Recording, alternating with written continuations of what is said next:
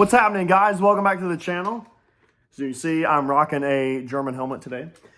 This will be the last video that I'm going to do on my phone. I'm done. I'll be home in about a week and a half, give or take. My dad is going to give me one of his old I think it's either a Canon or a Nikon. I'm going to use that, at least as an actual camera that has really solid quality picture. So I'm going to start trying to use that. It's got a little furry caterpillar looking mic on it, so it'll be better audio as well. Like I said, I'm going to try to start dampening the sound in this room. Like I said, I'm not going to be in this apartment much longer, but you know, it's better than nothing. So this is kind of a filler video for you guys. The last video I did, I got the K31 video I did, I know it got a lot of positive reviews, and I got a comment to do another classic shotgun. I know I do a lot of classic pistols and rifles, so I figured I would do a shotgun next. Again, I haven't done a shotgun since I did the Browning BPS field grade. That video got like 4,000 views, which is great. So it depends on, I got so many weapons, it's not even funny, so I'm just going to go through, grab a random one, and we'll go from there. But today, I thought I would do a helmet review video for you guys. I know a lot of you guys know that I have been collecting surplus for 16 years. A lot of you guys know I reenact as well and do the living histories. So I figured I would show you at least 3 of my original German helmets, and we'll go in sequential order. So the one you guys saw me wearing a minute ago is the classic M35 with a leather chin strap. Like I said, this is a good friend of mine who actually sold this to me not long ago. A lot of the old ones had that apple green color to them. Like I said, this is the original liner as well. So this, like I said, and a lot of the decals were actually, the decal was actually either scrubbed off or painted over. Some of these had double decals, and then as time went on, you only saw a single. It just depended. It also depended a lot of who was using them. This one is actually a hair one. A lot of people tend to say, oh, it's Wehrmacht. I'm like, okay, what part of the Wehrmacht? They're like, oh, Wehrmacht. I'm like, no, is that individual hair, Luftwaffe, or Kriegsmarine? I don't think people understand that. And then SS is its own thing. But yeah, this is, like I said, this is a hair shell. I don't remember what the heat stamp on it was, but this is a 64 centimeter shell with a 56 or 57 centimeter liner. Now, for a lot of you guys that don't know, US M1 helmets, which are, I think, a lot nicer, because here's why. You can adjust the sweatband in it, and it fits, one size fits most. But German helmets, British helmets, I'd say Russian, Italian, Japanese, a lot of other helmets, the shell is one size and then the liner's another. It's like, who made this garbage? They're aesthetically nice, but it's just like, you know, one size does not fit all, and it sucks. The most common size I found in collecting over the years or reenacting is most people are a 66 centimeter shell, which means that liner is either a 58 or 59. I've seen a few 68 centimeter shells, which means the liner is like a 60 or 61, but you got to have like a watermelon head for that. I mean, you just, you know. I don't know if they made anything smaller than a 64. I want to say there's some 62 shells out there, maybe, but you'd have to have a little baby coconut head, so, you know. But yeah, like I said, this is an M35. You can see how long the slopes are going all the way around on it. Like I said, I don't remember how much I paid. I think I gave my buddy like $25 for this helmet. It is original, like I said, so is the liner. So really excited about this one. Next up is the classic M40. This is also an original shell, also 64 centimeter with a 57 or 56 centimeter liner. Can't remember. Now, this liner, I want to say, if this is not the original, this might be a reproduction liner. I think it is a reproduction liner. Could be wrong. But like I said, I bought this one for,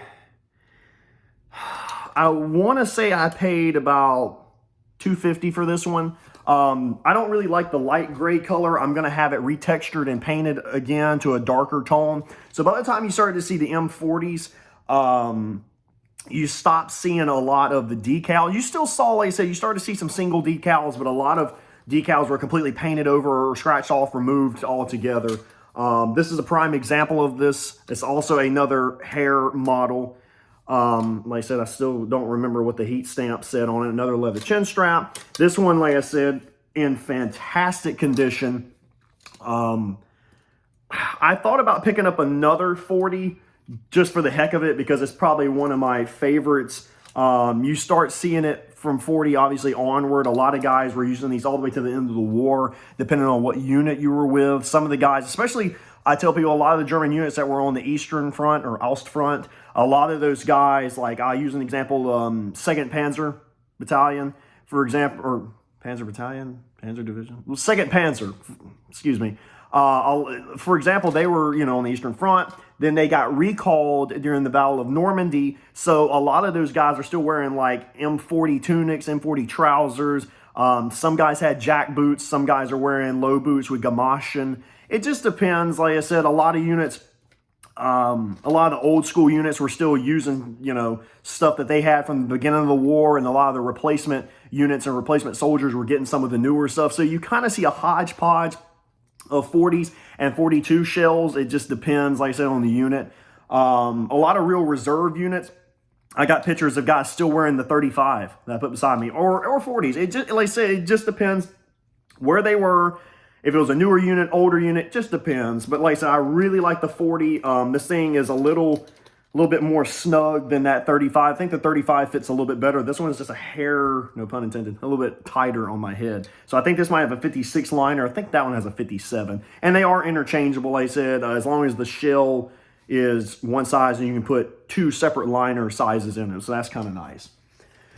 And then last but not least, I may have to hide the logo on this one.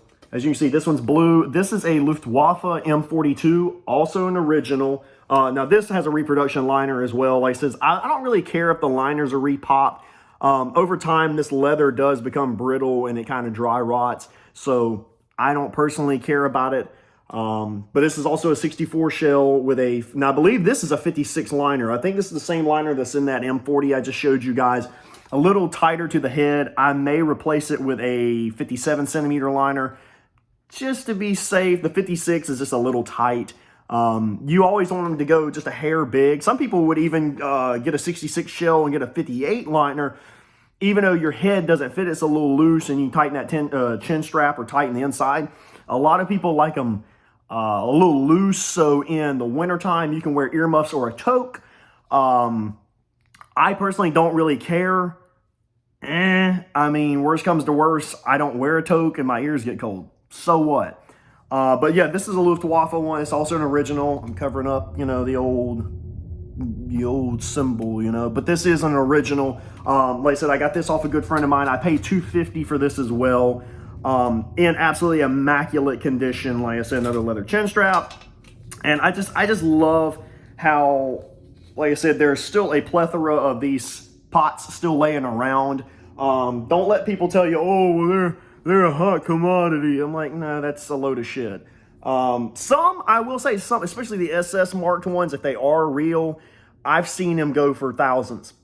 I actually saw an SS marked one. I don't remember the size of the shell, the liner. I was in Normandy for the 75th a couple of years ago. I think it was 2019. Yeah. I was in Aramanchas, and I went to Aramanchas Militaria. And great little store, but they had one and they wanted €1,000 for it. I said, good grief. And then I told a friend of mine and he's like, yeah, that's a good price. I was like, what? Like, what the hell? I've seen the M38 helmet, which I do not have one of those. I may pick one up, but I don't do Fallschirmjäger. I don't do FJ. I've seen one of those go as high as $8,000. I said, it was one that had Normandy camo on it. See how chicken wire on it. I said, good God. I don't know. Beats me.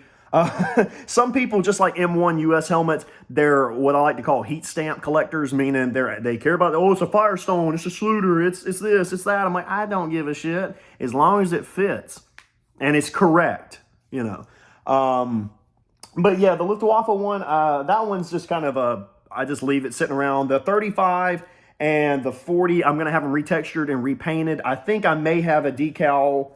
I'll either do a single or a double decal on the 35. I haven't really decided. As time went on, like I said, you stopped seeing the apple green for the early war, and you started seeing the normal Feldgrau or field gray.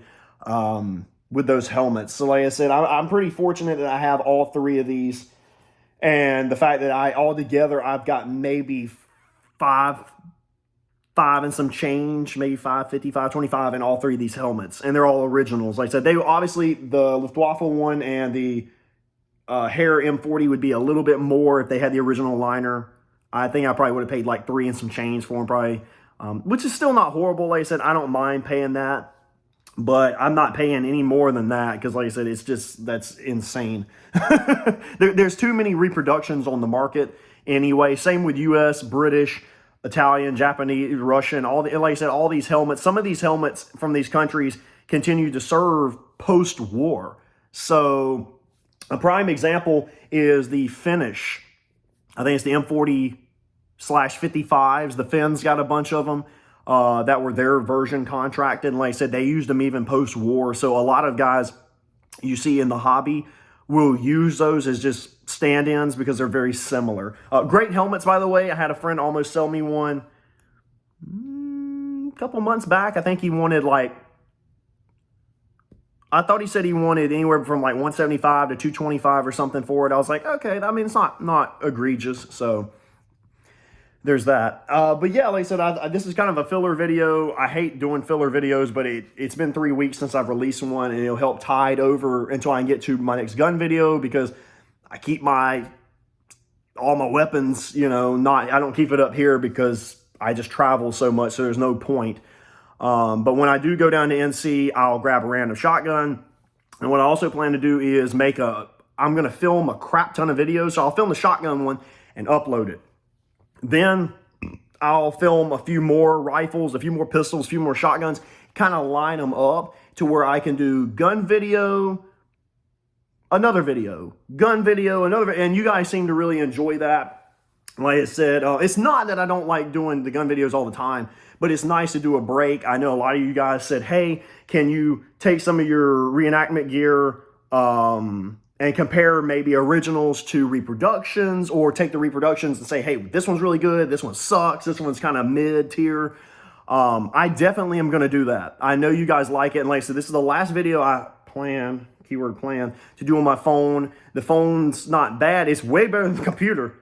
The first few videos I ever did like 6-7 years ago on my computer, and somebody's like, did you film that with a potato? I'm like, no, seriously?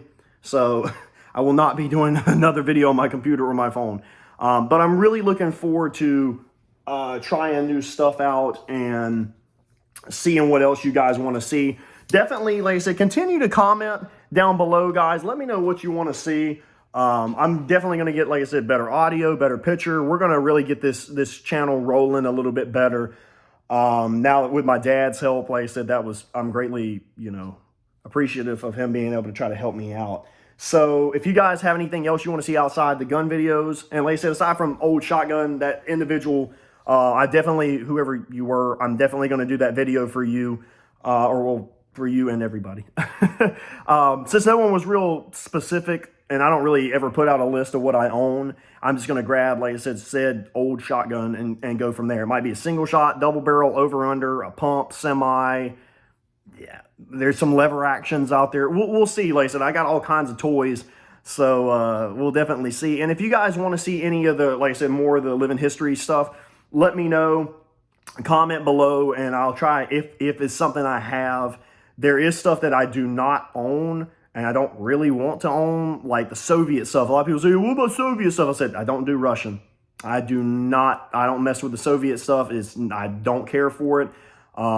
Primarily, I have U.S. stuff, British stuff, well, British/Anzac, so Australian and New Zealand as well. German stuff. I have a very limited amount of Italian stuff, only because I lived there, so I kind of like it a little bit. That's pretty much all I've got. Oh, and French stuff. Damn, I'm losing it. French stuff. I have a lot of French stuff. Love that. I got a bunch of kepis in there that are original.